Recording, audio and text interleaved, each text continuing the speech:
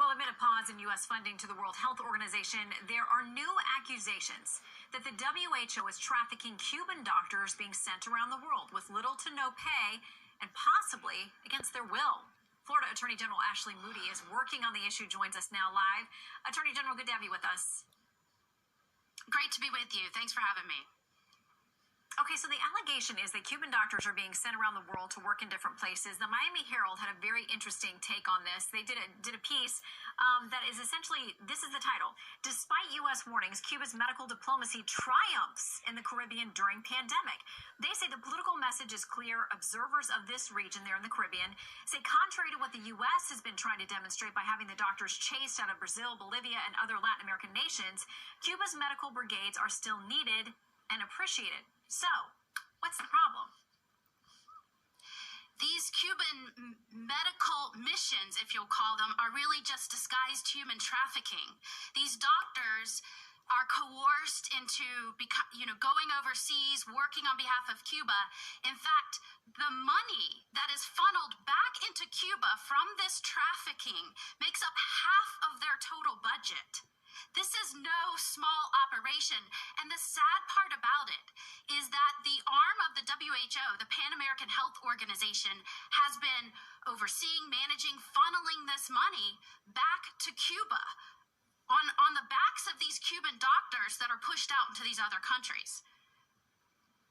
So, as part of that Miami Herald article, they quoted the Prime Minister of Antigua and Barbuda, Gaston Brown, saying, "We find it astonishing that this program, which has helped to deliver good health care services to our people, is conveniently characterized by others as human trafficking." I mean, how do we know what these doctors are experiencing? Is there any way for us to know accurately whether they're willingly there or not, what they're being paid, what they aren't being paid?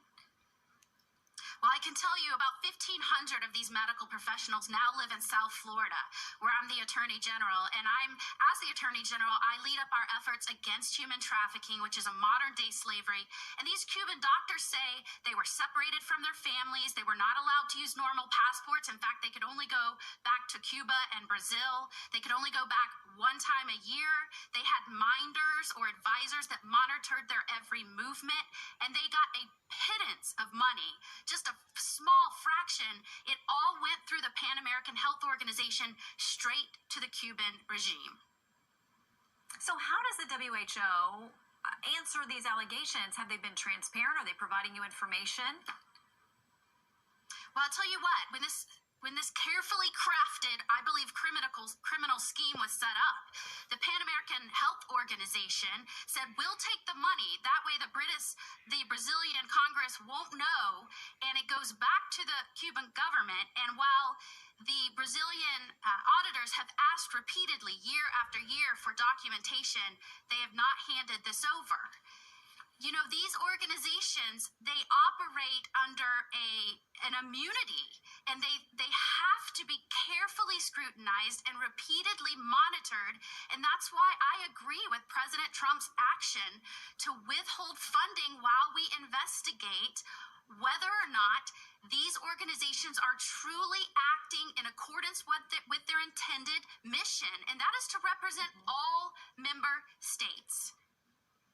Okay, I want to ask you quickly before we let you go, because we know Florida is one of the states that's been struggling with releasing some inmates or people who are awaiting trial because of worries about COVID spreading through detention facilities. In Florida, they say Joseph Williams, in one case, was in jail on charges of possession of heroin, a third-degree felony, and possession of drug paraphernalia, a first-degree misdemeanor. The 26-year-old was one of 100 inmates given bond as part of an effort to lower the risk of COVID spreading.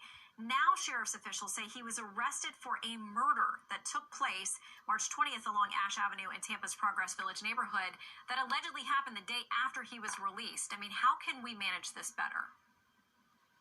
It's a tragic, horrible situation.